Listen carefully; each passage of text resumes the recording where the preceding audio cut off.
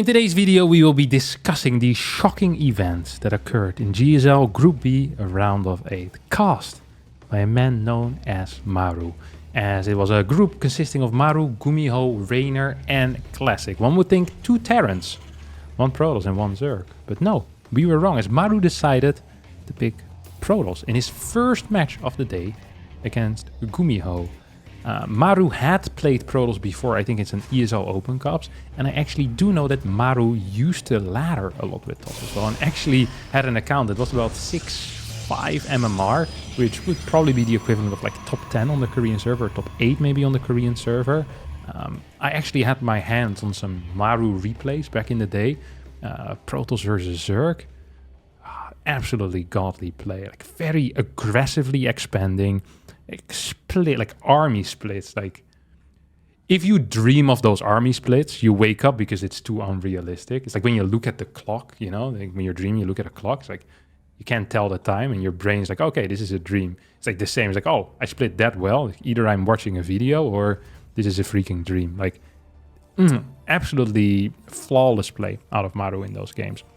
However, after this series, I was curious. I was like, let me play a little bit of Sherlock Holmes over here. Let's see how much he's actually been playing. And I couldn't find any Protoss account that I couldn't account for. Like all of the accounts that were high on the ladder had a username attached to it, whether it was Creator or Nightmare or Hero, like another high-level Protoss player. And then when I checked Maru's account that he used to play on, he only played a single game of Protoss, and that was 10 days ago.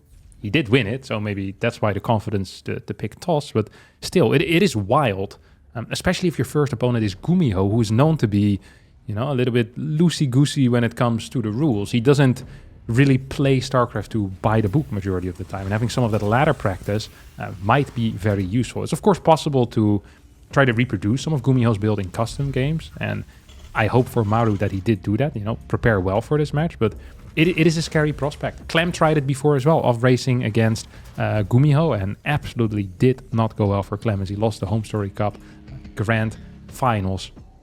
All that to say though, it is kind of understandable for Maru. So Maru's worst matchup is Terran versus Terran, and Gumiho's best matchup is Terran versus Terran. Gumiho is not as great in Terran versus Protoss, so it is understandable that you look at the numbers of like the rating on a league, like, be like, hey, he's weak against TOS, he's good against Terran, I'm a Terran, but I can also play TOS.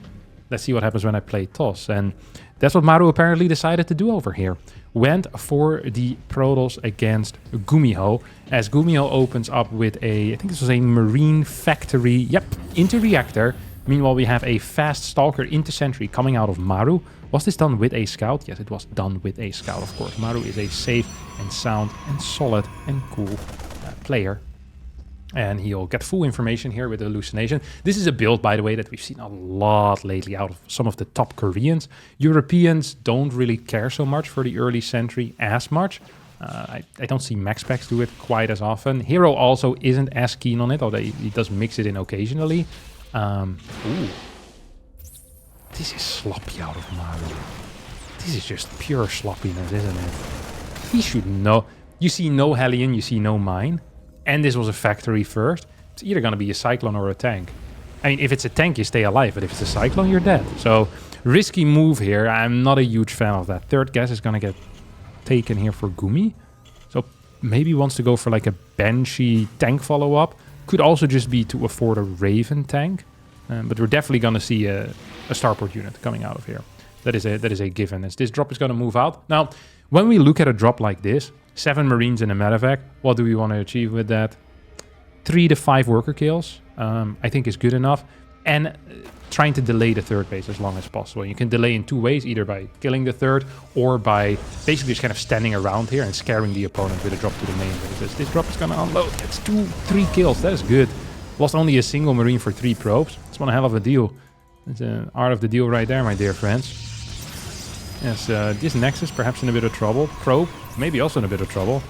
Gumiho's playing a phenomenal early game here. Macro behind it is tight. First Banshee is on the way out. Tank is being rallied across the map. No, it's actually being rallied back home. As, cancel on the natural, on the third base. So it's another minus 100 minerals. And I think Gumiho pretty much has achieved what he wanted to achieve. He's going to get one more worker kill here. Doesn't need to be careful because Blink just finished up. actually going to be losing losing everything here. That does suck. That does suck. But let's take a look at what Maru has been doing. No extra gases, so he's going to have slow tech, has a slow robotics facility, which means he can't really pressure across the map, has a late third base, which means his eco sucks. His opener was very reliant on either getting a fast third base or crushing his opponent's first push and then counterattacking with the help of a hallucination. But nothing like that has really happened. Look at this though. Alright, legit, if you show me this replay, you cover the names, I'm telling you this guy's a map hacker. Whoa. And I hear you guys thinking at home, what if the Banshee moved to the right side? There's nothing there, no vision, no that. It's like, you think Maru cares? This guy won 8 GSLs. He smells the Banshee, freaking mile away. Just uses the nose. And like an unleashed dog. You get a beagle on a mission, he chases this bad boy. Maru doesn't think in hypotheticals. Because in hypotheticals, he might have had a worse life. You know, in a hypothetical world, he might not have won 8 GSLs. He just lives in reality. The reality of this game, however, is that this position absolutely blows. You have triple CC, 3 barracks, 2 more barracks on the way. Supply is pretty much even, despite all production already going up. For Gumiho, third base being really freaking fast. No option at all to deal any damage here. Maybe on the top you can blink past, but no, Marines are moving in position. Gumiho sniffed it out. He said, hey, if you want to blink past my bunker, I'm going to have a welcome committee, and you're not going to like that, let me tell you. You're not going to like that whatsoever. You have another, not a hallucination, there's an observer that's moving across the map. As this Raven is going to be running by towards the right side. Could go for double turret harass in that natural where there's nothing. Robo Bay and Fort Base is coming up, as Maru here is debating whether he's going to make some big mistakes. The devil on his right shoulder won that debate. Was this 7 stalkers? He lost 7 stalkers for 2 tanks. Philosophers can debate whether that was worth it, but I can tell you already that was not worth it. This thing is going to get 3-4 kills as well, so Raven dealing a lot of damage, and yeah, that's a problem. That really is a problem. There's very little map control. There's no map control. Maru right now is to Gumiho's army what I am to most of my high school friends. We're not in touch anymore. They ignore my messages on Facebook and LinkedIn. And when I knock on their door, they don't open. But yeah, this is a bigger issue for Maru, because I've got my computer, but Maru, he has absolutely nothing. He has no vision. He needs to be trading out against Marines. We have this army on the right side. Look how brilliant this was, by the way. This Raven provided a free path of vision on the far right. Hop! No observer here. No pylon here. Let me go in. As Gumiho's actually... well, he's gonna get spotted and instantly decides to pick up and drop into the natural as well. It's an interesting maneuver, let me tell you. I like that. I do like that. There's a lot of Terrans that when they get spotted, they say, hey, I've been spotted. That sucks. Gumiho's the type of guy, you know, he gets caught while entering the bank trying to rob it, and he just continues in anyways. Like, I think I can run fast enough. Like, I'm not so sure about that, brother, but he was right. Gets a couple of kills, gets to go out of there with those Marines as well, allows his left side army to get into a good position. Mines are going to connect with these Zealots. Tank remains alive. Target fire with that tank is really bad as it's exclusively shooting Zealots. At the same time, though, we have the 60 Marine drop going back in. We have the Raven in the mix as well still. Could maybe throw down auto turrets or anti-armor missiles, whatever it wants. Robo Bay is going to fall. Robotics facility could honestly fall, and then you're not going to get a second Colossus. That would be god-awful. Left side army is going to continue in forward. Going to get a deny on the +2 rather than on the Robo. And this army is stimming in, as this army is also stimming in. The splits now for Maru are good, but earlier they weren't. He had decent supply, but that supply wasn't in the right position. He did not have his units where he needed to, and without thermal lands, without Colossus and down 50 supply, this is going to be a very tough game as GG gets called. Now, I actually looked for the rule set of the GSL, but I couldn't find the rule set anywhere on whether Maru is allowed to switch back within the series. I recall reading something a little while ago that players in the GSL are now allowed to pick a race ahead of the series. They have to tell their opponent so that the veto can be done based on what their race is going to be, but they can change in between. But this is... I could have dreamt this, okay? It's completely possible that it's not real. I couldn't find it. Back in the day, you weren't even allowed to pick a different series or a different race in the tournament, even between series. Nowadays, that's definitely allowed because Maru did it in his group. He played Terran against, or he played pros against Gumiho and Terran against the others. So it is allowed, but I don't think in between games because it would make vetoing really difficult, right? Yeah, yes. I'm not sure who I'm asking. Yes, it would make vetoing very difficult. Absolutely. All right, what do we have over here? Maru's going to be opening up with a quick scout double gas. It's cute as hell, isn't it? That is very cute. That is very cool. He's going to go for Nexus before core, or he's just scouting for an eBay block. This is 19 Nexus, I think. Love this build. No, it's 20 Nexus. Love this build order. A little bit less, but still like it nonetheless. Just getting a little bit of harassment. Double gas for Gumiho. That looks good. That looks good. Double gas for Gumiho. Is going to punch this probe. Is this probe going to continue harassing? Nah, it's just going to go back home. Okay, double gas, Nexus. Where the hell's our second pylon? It's going to come in soon. 20 assimilator. Okay, he's changing the builds a bit. He's going to have more gas here in the early game. Usually this assimilator with a 20 Nexus goes down at 22. Or 21. Like late 21. This one, so it's going to have a lot of gas available for whatever reason. I'm curious to see what he's going to do with that. Maybe DT drop. I haven't seen that build in a long time. As... it's just cool that Maru is trying this, you know? I do think it's cool. Personally, I believe it is his way to try and get into the Protoss afterlife. He heard the good stories about Protoss Heaven. Terran Heaven is god-awful. This is what I've heard. I haven't been there personally. I wouldn't want to step foot into that hellhole. But I heard that the best thing in Terran Heaven is the fact it's just a large hospital where people, you know, you get like ointment for your wrist. Like, oh, my wrist hurts so much.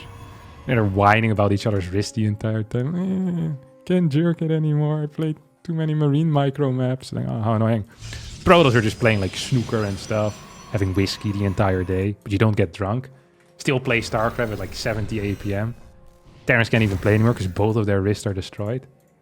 Like, it is completely understandable what Maru is doing here. You know, he's trying to switch to the good side, but it's too late, my dear friend. This is not how it works. You can't join the allies in 45. It's too late already. So we're gonna get a Stargate. Okay, so it is a heavy gas build. This is a weird build, by the way. What the hell? Is this Oracle?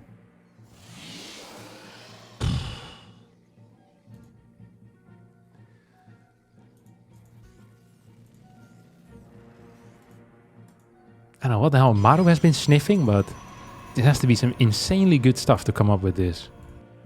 Nexus before core. Fast 20 gas to get an Oracle out. Blind battery. Gumiho went for a depot drop. I'm not sure if that's part of the... I think it's probably part of the build, right? It says mules. Oh, he also skipped orbital. Oh, this is the biggest all-in I've seen in my life. See, this is why you don't pick Protoss against Gumiho. Because Gumiho has like... He has like the ultimate build. He's like, oh, you know what I can do? I can drop a depot and hit 2.5 seconds faster. Maru's like, I'm not going to get killed for another 2.5 seconds. Like, oh no. He did come 2.5 seconds early. Hate to see it. Cyclone in the middle. Ooh, could actually... Are you going to get a kill on this? Nah, no way, right? Nah. Okay, yeah, actually, Reaper's going to get the kill here. Look at the micro. Look at the micro. There you go, little buddy. Flop. Get on out of here, son. This is going to hit like an actual truck. I've seen trucks hit less hard than this push. 420. This guy is running in with like freaking 12 Marines. 7 Marines. A tank and a cyclone. He's going to go to the low ground here. I'm not sure what to think of that. I don't like it. That is what I think of it. But I usually wait for the result of the game before criticizing the building. So let's see. 28 workers. Maru does not need to defend right now. He just needs to defend eventually. Okay?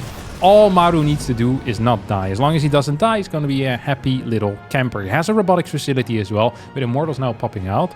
Like, the worker count is so freaking low. More workers are also being pulled. Maru just needs to understand that. Maru needs to understand that what's happening right now is like a super all-in. Roboway is not what we want.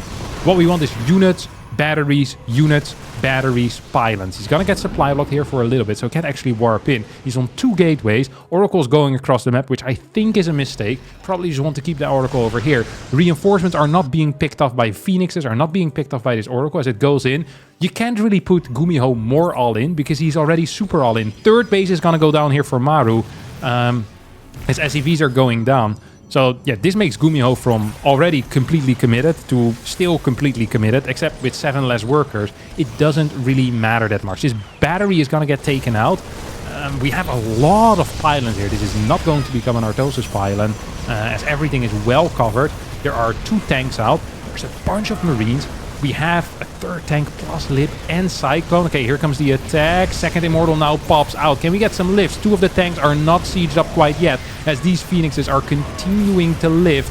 1 tank still active, but the Immortal's gonna get cleared. Gumiho supply is very close to what Maru has, but Maru has way more workers. I think this might actually be over. Colossus is not gonna help you out here. Even if it would pop right now, you'd still be absolutely dead. Maru's 3rd base is not gonna be the saving grace either, as yeah, Gumiho is now adding a couple of SCVs, maybe throw down a 3rd CC to pretend it's a macro game. And I would love to see that, as the tanks are just going to slowly but surely maneuver in forward. Marine count is actually still very low, and Maru is microing his little heart out, but I just don't think it's going to be good enough. We get a lift here in the back tank, but the front tank is still alive, is dealing a lot of damage. The back tank now gets set up as well, and Maru is going to lose. So despite having very good Protoss versus Terran, you never doubt Gumiho. That's your lesson. And the guy at the gate is not going to let you in, Maru. Nice try. Not after this performance.